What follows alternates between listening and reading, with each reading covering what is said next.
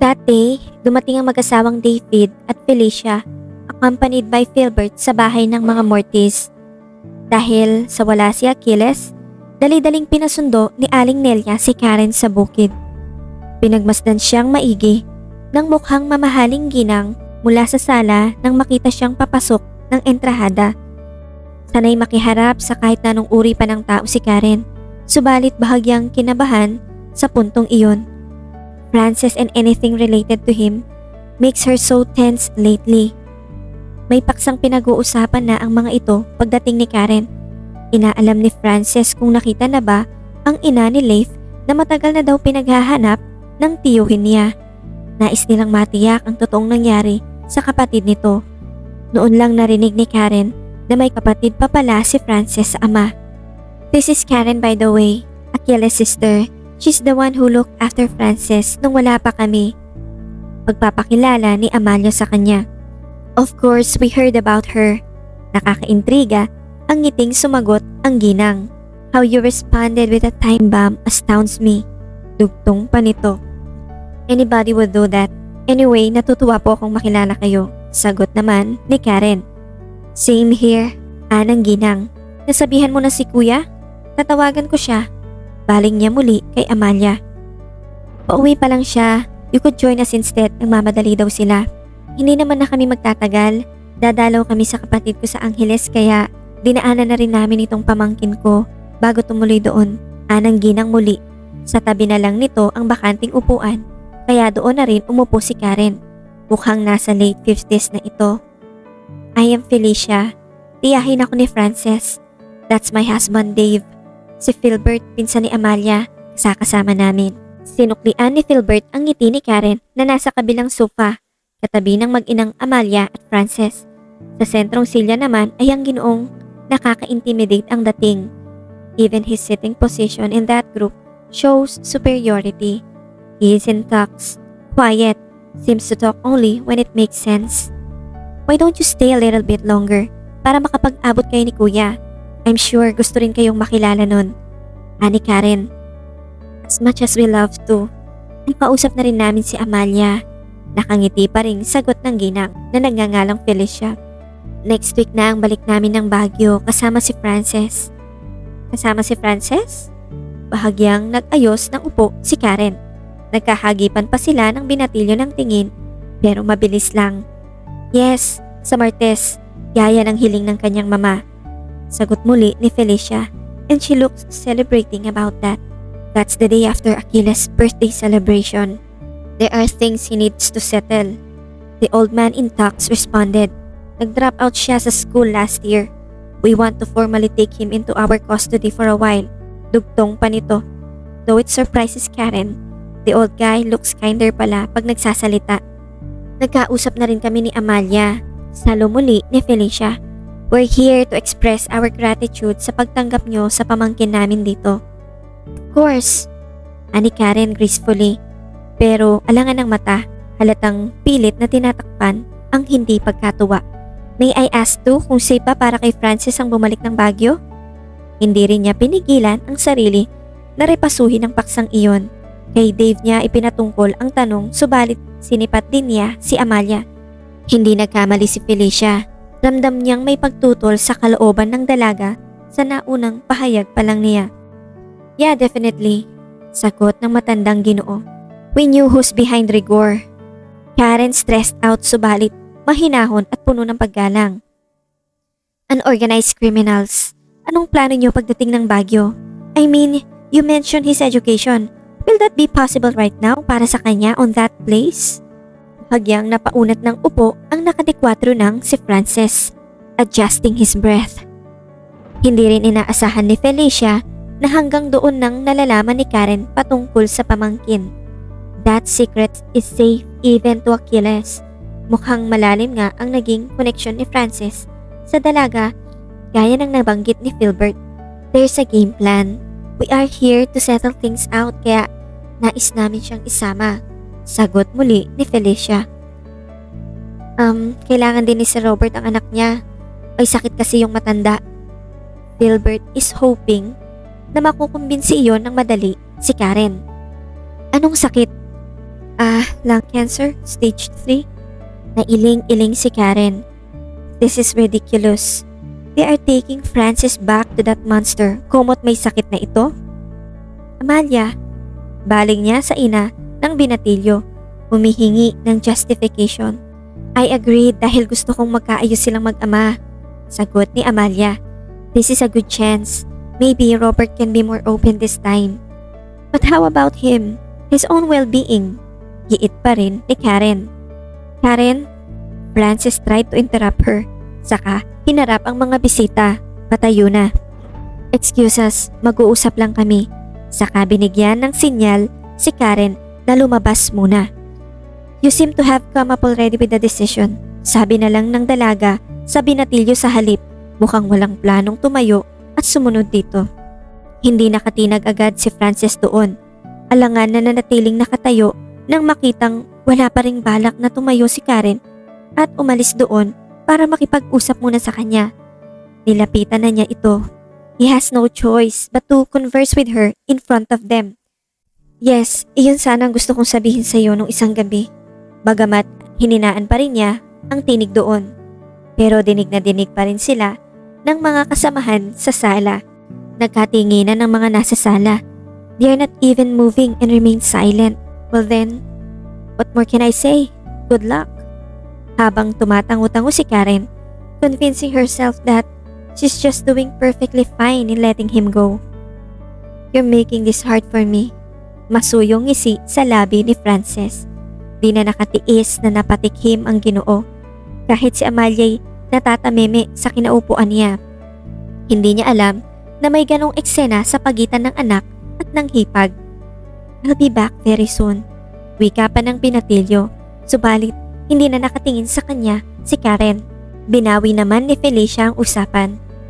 Natutuwa ako na napamahal ng husto sa inyo ang pamangkin ko. Saka ginagap ng napakalambot na palad nito ang kamay ni Karen. May ilang bagay pang pinag-usapan sila Amalia at ang mga panauhin nila, subalit hindi na nakisangkot pa ang binatilyo. Paano pa ba namang makakapag-focus ito sa usapan na kay Karen na halos nakatuon ang atensyon nito hanggang sa matapos ang usapang iyon. Karen only pretended not to notice him. She is actually suffering an unusual heaviness in her heart and that pain has become potent even more as she walked upstairs pagkaalis ng mga bisita. Frances should not suffer another chaos. It's unjustifiable kahit buhay pa ng ama nito ang involved. Nagre-rebelde pa rin ang kalooban ni Karen. Poprotektahan niya si Frances hanggat maaari. Pinuntahan siya ni Felicia sa beranda kinahapunan para kausapin. Itinaon nitong okupado si Achilles sa opisina. Amalia understands timing. Kung tungkol kay Frances ang pag-uusapan nila, ay tamang itinaon nito na abala sa trabaho ang kanyang kuya. How are you doing? Bati ni Amalia kay Karen na nooy papaupo na sa tapat niya sa coffee table. Rest day ko ngayon. Maulan na naman ang panahon. Saka inilibot ni Karen ng paningin sa makulimlim na langit. Oo nga, patapos na ang summer. Segunda ni Amalia. Tumanaw din sa langit. Alam mo, paborito ni Ateng ang tagulan. Napangiti si Amalia doon. Pareho pala kami. Talaga, bihira ang may gusto ng tagulan. Napangiti lang si Amalia. Karen, about Frances. Karen! Natigilan si Amalia. Nang mula sa labas ng bakuran nila, ay kumakaway-kaway si Paeng na pinukaw ang atensyon ng dalaga. Dumating na yung mga binhi. Pakitingnan daw ni Tata Ingo bago ihasik. Sigaw pa nito. Ngayon na ba? Dumukwang ng bahagya sa railing si Karen. Oo mamayang madaling araw na kami maghahasik. Hinarap ni Karen si Amalia. Wrong timing itong si Paeng. It's okay. Tingnan mo muna. Pagbalik mo na lang tayo mag-usap. Siya, pupunta na ako. Binalikan ni Karen ang binatang nasa labas. Kinawayan din ito ni Amalia. Paeng, pinupukaw muli ang atensyon ng papaalis ng lalaki. Nakita mo ba sila Frances sa bukid? Nagpunta sila kanina ni Daday doon Opo, andun nga sila. Kila Tata Ingo. Sagot ni Paeng kay Amalia. Nagpunta na naman sila kila Shane sa loob-loob ni Karen. Malapit lang ba yon, Karen? Saka siya binalingan ni Amalia. Doon lang din malapit sa may kubo. Sagot naman ni Karen. lihim na naman siyang naaasar kay Daday. Pagdating ni Karen sa bukid ay wala naman si Tata Ingo doon. Sabi din ni Mang Oscar na nakasalubong niya ay wala pa naman daw ang mga binhi. Ano bang sinasabi sa kanya ni Paeng? Dumiretso siya sa kubo nang makitang bukas ang ilaw sa loob. Nakauwi na ang mga manggagawa. Baka andoon pa ang Tata Ingo. Subalit, namangha siya sa dinatnan. Si Daday nag-iinat ng likod sa upuang kawayan, habang itong si Frances naman ay nakayukod sa bintana na parang may inaabangan. Akala ko'y nakila Tata Ingo kayo. Nasurpresa ang dalawa. Natigilan, saka nagkatinginan saglit. Anong gagawin naman namin doon? Tanong ni Daday. Umayos na ng upo. Nakapagpaalam ka na ba kila Shane at doon sa isa pang kasama niya? Baling ni Karen kay Frances. Tinanggalan niya ng anumang emosyon ang tinig. Minsan pang nagkatinginan sila Daday at Frances. Yun palang sabi ng wizard ko? Pigil ang ngiti ni Daday. Hindi kumibo si Karen kahit na nararamdamang parang may mali. Magpapaalam nga itong si Frances ng maayos, baka kasi may masama pa ang loob dyan. Tumayo na si Daday. Sige, maiwan ko na muna kayo. Saka umakma itong lalabas. Teka, saan ka pupunta? Pinigilan siya ni Karen. Makikipag-usap talaga si Frances kaya kami nagpunta dito. Sa'yo nga lang, hindi kay Shane at dun sa alalay niya. Pinatawag lang kita kay Paeng. Ewan ko kung ano pang sinabi sa'yo nun. Masyado kang madaling magselos. Abelarda? Nagtungo nga ito sa mga puno ng mangga. Humiga sa may duyan doon. Talagang iniwan sila. Nasa harapan na ni Karen si Frances nang ibalik ang paningin sa loob ng kubo. Kay bilis na nang itinibok ng kanyang puso. Talagang mabilis kang mag-react. Anito, nakapamulsa sa tabi niya. Pangiti-ngiti pa ang loko. Lalo tuloy gumagwapo. Magkasabot kayo ni Abelarda? Galing niya, di ba? Mabuting kaibigan. Porke ba sinusuportahan niya ang kahibangan mo? Alam niyang mapapabuti ka sa akin. This is absurd, pero nag-uusap sila ni Frances sa ganong paraan? Pumarinig ka nga sa loob kung ayaw mong maichismis ka uli ng tiyaandeng. Naunawaan agad ni Frances ang pangamba niya. Hinikipit ka pa rin ba ni Aling Andeng? Hindi niya ako magkikipit unless bigyan ko siya ng dahilan. Nilapitan ni Karen ang malikabok na figurine na dinisplay ni Tata Ingo sa lumang cabinet na naroon. Iniiwasan ko muna sila, dugtong pa niya. Kaya nang ginagawa mo sa akin? Pero tama yun, umiwas ka muna kila Aling Andeng. Hinarap ito ni Karen. That is something he is supposed to understand at this point. Hindi na niya kailangan pang magpaliwanag. Nilampasan niya ito saka nagtungo sa may bintana. Sinipat si Daday mula doon. I was waiting for you to come down a while ago, pero hindi ka na bumalik. Pagpapatuloy ng binatilyo. Para saan pa? Mukhang may napagkayarian naman na kayo. Tumango ang binatilyo. Napilitan.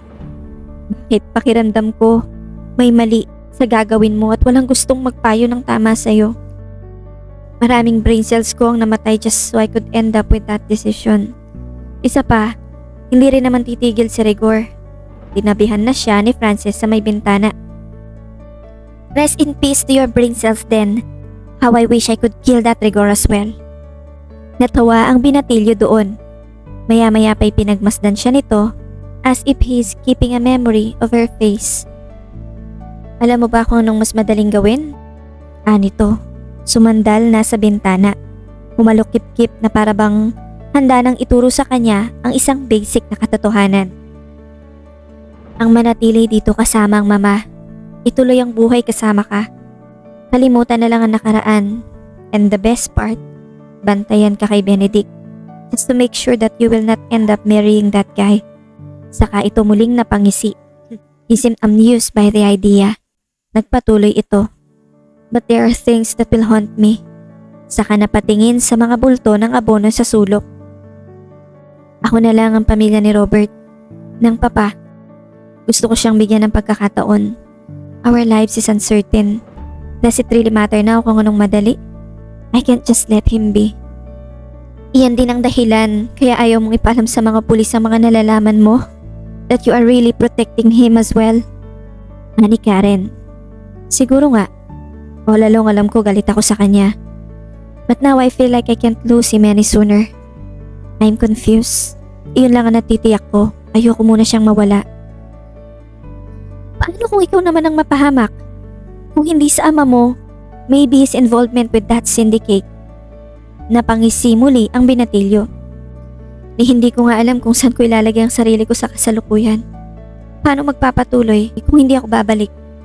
I can't continue here without going back, Karen. How can someone say he loves a stranger kung ang sarili niyang ama hindi niya kayang mahalin? And he gazed her. Saka siya nito pinagmasdan. I honestly love you, Karen. At sa tingin ko'y kailangan ko siyang patawarin. That hits the invisible mark again. A kind of goodness in his own brand. Knowing that he likes her is enough surprising.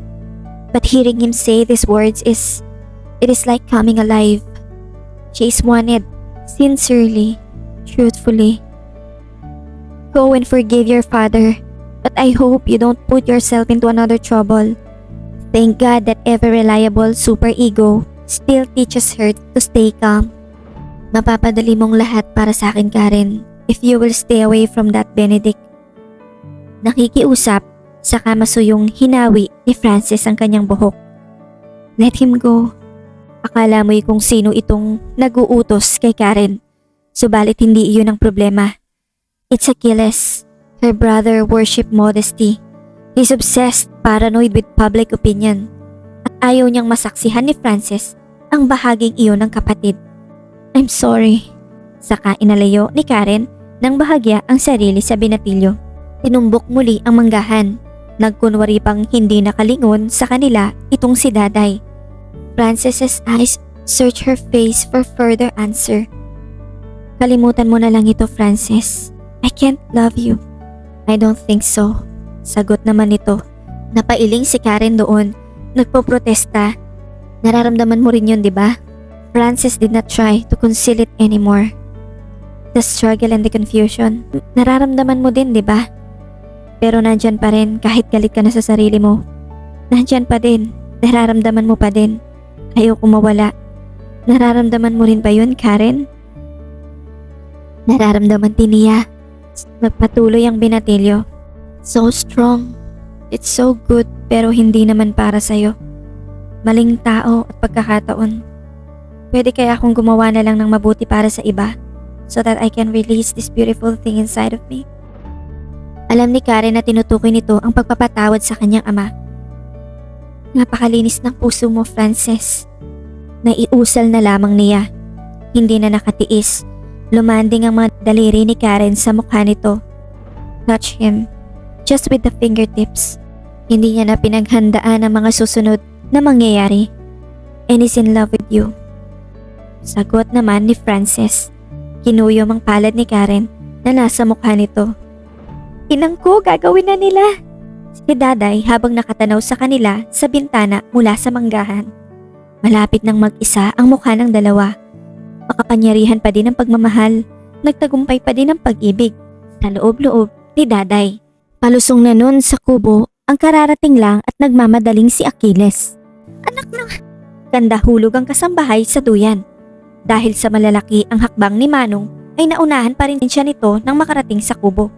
Binalya nito ang pintuang kawayan kahit bukas naman iyon upang sadyaing bulabugin ang mga nasa loob. Patay siya ang malilintikan kay Achilles.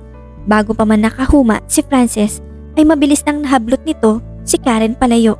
Isinalya ang kapatid sa upuan. Hinarap ang binatilyo, nakahandang lumaban.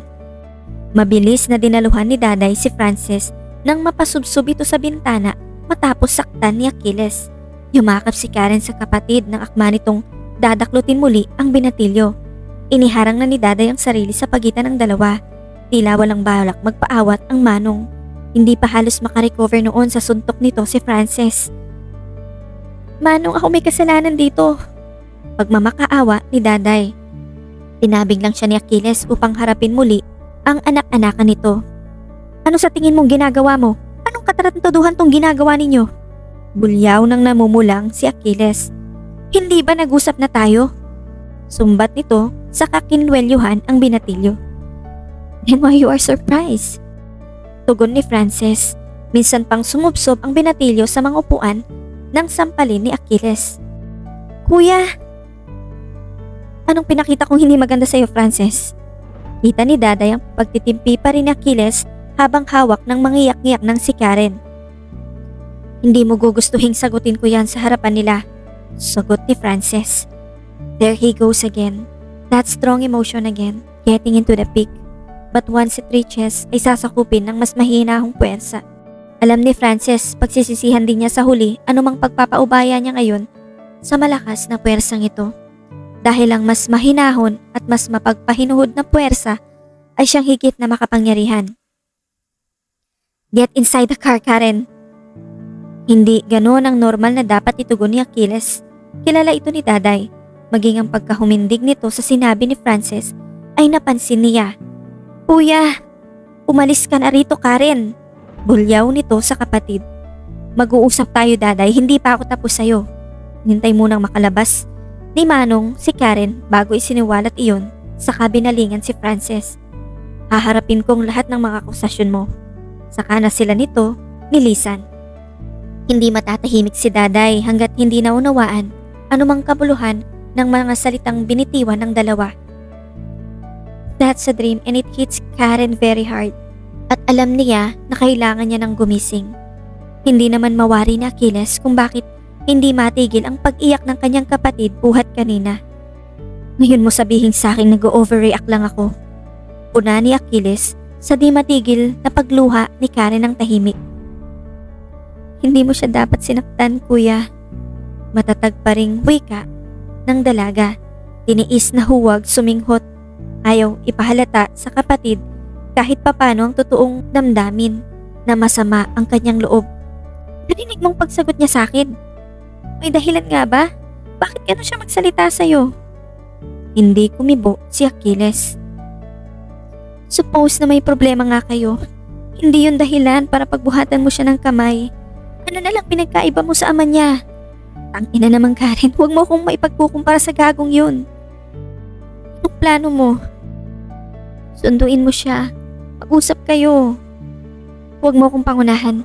Ikaw ang punot dulo ng problema naming to in the first place. Ibinalik na ni Achilles ang mga mata sa kalsada. Si Paing ang susundo sa kanya. Uutusan ko pagdating sa bahay. Gumaang na ang kalooban ni Karen doon. Hindi pa rin matitiis ng kanyang kuya na pabayaan si Frances.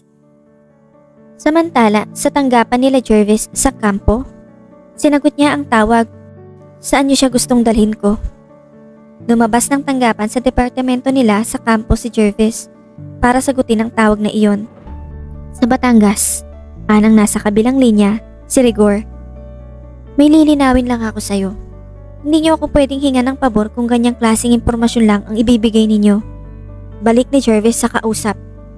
Si Ninong Mulo na siyang dating isa sa mga konsilyere ng sindikatong kinaaniban ni Robert ang nagbigay ng A1 information kay Jervis. The captains of mafia are taking over nang matunugan ang planong paglabas ng bansa ni Robert. Nais ng unahan si Rigor sa pagtukoy sa kinaroroonan ni Frances. May chopper na magdadala sa kanila sa Cebu Airport. May kausap na si Sir sa immigration. Rigor said impatiently. Sa Netherlands ang planong lipad ng matandang Beltran. Mautak ang Ginoo. Neutral ang bansang iyon at hindi maaring habulin ng mga otoridad sa Pilipinas habang nasa teritoryong iyon ang Ginoo. Nakakatawa na kahit ngayon lang sila nagkakilala ni Frances ay hindi magawa ni Jervis na ipagkatiwala ito basta-basta kay Robert. Kaparis marahil ng pag-aalalang iyon, ang pangamba din niya sakaling ang sindikato ang makauna sa kinaroroonan ng binatilyo. Hintayin mo na lang uli ang tawag ko. Hindi na niya hinintay na makahirit pa ang nasa kabilang linya. Agad na niyang tinipa ang end button. Pinag-iisipan pa rin niya kung mainam na ipaalam kila Karen ang mga nalalaman niya o dudukutin na lang niya bigla si Frances. Masasaktan si Karen. Napangisi siya, lalo na't kung totoo ang bintang ni Aling Andeng. Naiiling si Jervis. 7 years ago, kahit nalaman niyang may nobyo si Karen, ay sumubok pa rin siyang suyuin ito. Besides, kaniya ito sa loob ng training center. Kahit sa mga komandante walang nagtangkang salingin ang dalaga. Alam ng mga itong gwardyado niya. General ang nasa likod ni Jervis, kaya walang kumanti sa kanya. Gayunpaman, kahit na sinong Poncio Pilato pang padrinuhin niya hindi pa rin umubra ang dating niya kay Karen. She is sticking with her man, kay Benedict. Pagkatapos ay nabalitaan niya ngayong tungkol dito at sa binatilyo. Talagang nakakaloko ang mundo. It's the 4th Tuesday since Francis lost his heart to Karen. Kakatapos ng sipati ni Amalia ang kaunting gasgas ni Francis sa sentido. Naroon sila sa loob ng kanyang silid. Sinikap pa rin ni Francis na hindi siya mapuruhan kahapon kahit na tumalsik siya ng suntukin nito. Gusto mo bang samahan kitang bumalik ng Baguio? Magkasama ulit tayong babalik doon. Suyo ng ina kay Francis. Manaman, tanggi niya. I mean it. Kung ganitong paraan din lang mas gusto kong babalik na lang tayo ng magkasama. No ma, I'm alright. Franz, I like Karen. In fact, namamangha ako na katulad niyang mamahalin mo. Pero sa sitwasyon kasi natin, Amalia compressed her lips. She still tries to be gentle in saying that. Napilitan tuloy ngumiti si Frances at tumango. I'm fine, don't worry about me. Hanas niya saka masuyong kinuyom ang palad ng ina. Mahal ng mama niya si Achilles. He is not willing to let her take the risk of losing the love of her life dahil lang sa mamunting kabiguan niya. He cannot let her give up what will make her happy this time. When his mom had first chose to love a monster, his father, alang-alang sa kanya. Ang swerte ng babaeng mamahalin mo kapag nakita mo na siya. Komento ng kanyang ina. Tumango si Frances. Try to be happy. Pretend that he is hopeful. Gusto kong mawala ang worries ko sa inyo ni Achilles. Kinausap ko na siya. Kakausapin ka niya one of these days. He cares for you, anak. He's a good man. Ngumiti si Frances. It's a masquerade. Tatakpan din nun anumang pag-alala ng ina. Pretending to be convinced. Mahalaga lang, panatag si Amalia. And Frances felt so alone. Sinipat ng inang ni Daday at nag-aalmusal na si Achilles mula sa pinto. Tawag ka ni Ben sa labas, Achilles. 60 anyos na ang ale, pansamantalang humalili sa gawain ng nasuspending si Abelarda. Sa susunod na araw pa ang balik nito. Birthday ni Achilles iyon kaya kailangan ng maraming manggagawa. Sino daw? Tanong ni Amalia sa tabi niya. Si Benedict yon, honey. Ako ba, inang? Paniniyak ni Achilles. Kakaalis lang kasi ni Karen kung ito pala ang pakay ni Benedict. Pinagtatao muna niya ang kapatid sa bigasan sa Intercity pansamantala. Paraan na rin para magkaiwas ito at ang binatilyo. Ikaw nga, parinig ka na't naghihintay sa'yo. Samantala ay lumabas ng sinong si Daday nang makita ang nakaparadang Hilux ni Benedict sa tapat. Naintriga siya nang makitang sa gazebo dumiretso si Achilles upang harapin ang binatang pulis. Malago na ang yellow bell sa parteng iyon ng bako nila Karen, kaya kung mag-uusyoso siya sa dalawa, hindi siya tiyak na mapapansin. Kakaalis lang ni Karen, di pa kayo nagkapang-abot. Aharapin naman kaya ako. Usapin mo na kasi yung kapatid mo. Huling pagkakataon na. Pakiusap ni Benedict. Alam mo, gusto kong madala ka eh. Habang nagtatanggal ng tinga sa dila si Achilles. Dalang-dala na nga eh. Hindi ko kayang isukong kapatid mo. Tulungan mo naman ako.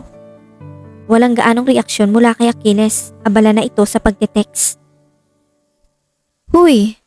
Sige, sasabihan ko. Napilitan lang ito na sumagot. Iyong mga titulo, nakuha ko na kay Aling Andeng. Narini na. Mabuti. Huling sablay na lang ni Karen yan at doon ko na talaga sa bigasan papipirmihin. Achilles, yung drive pala, naipakita ko na kay Hepe. Bukas magsisimulang lakarin para makakuha ng warrant of arrest. Naging uneasy si Achilles sa huling katagang binitiwan ni Benedict. Tumikhim.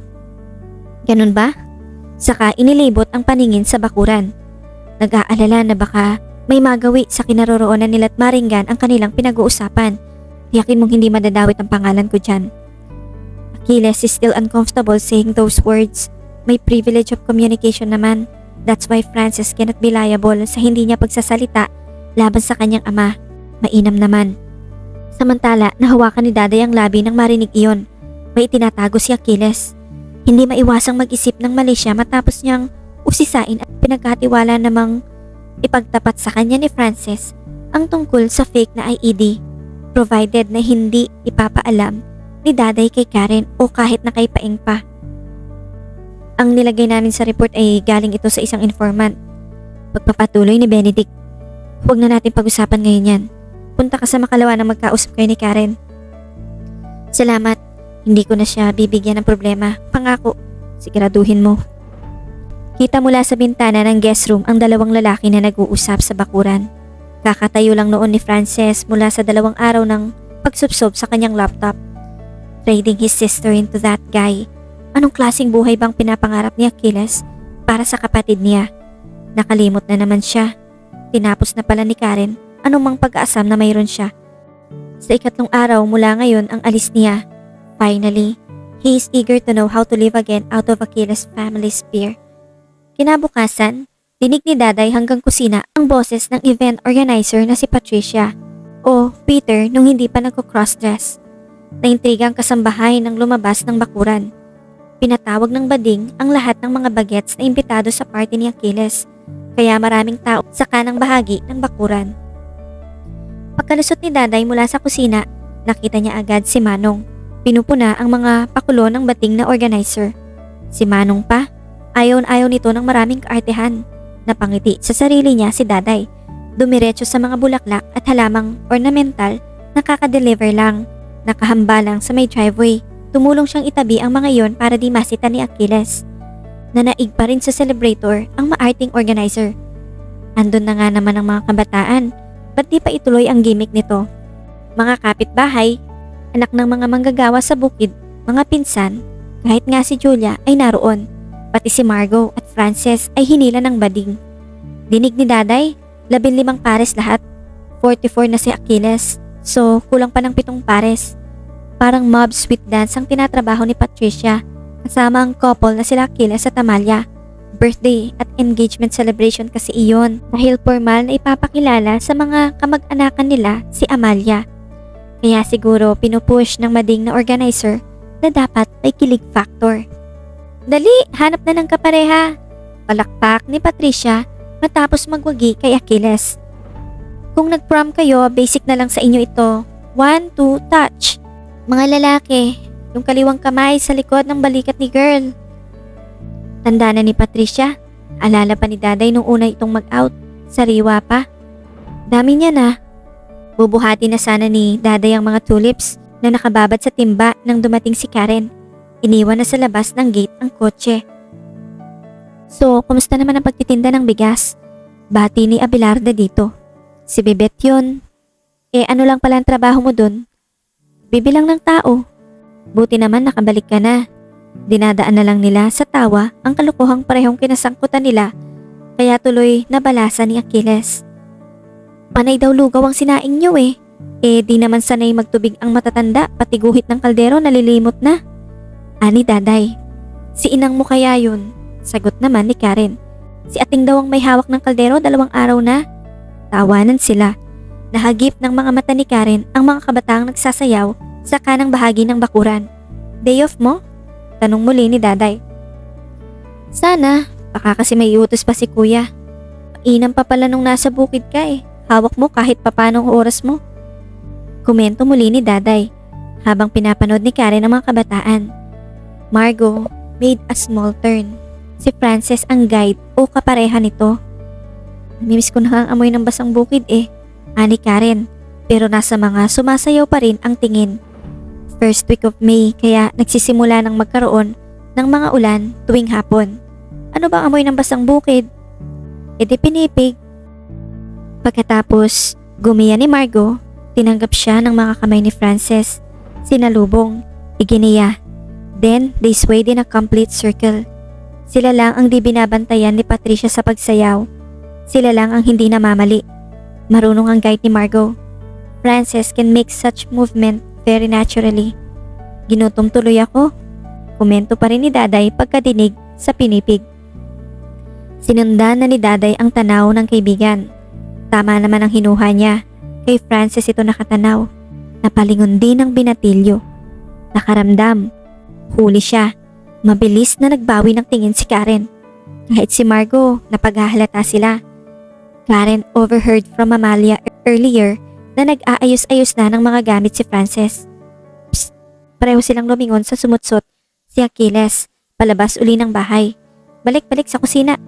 Ibinaba na ni Daday ang balde ng bulaklak. Ngingiti-ngiti na lang. Nakaban kasi siya doon. Hanggang kusina lang pwede. Pagkahigpit talaga ni Manong.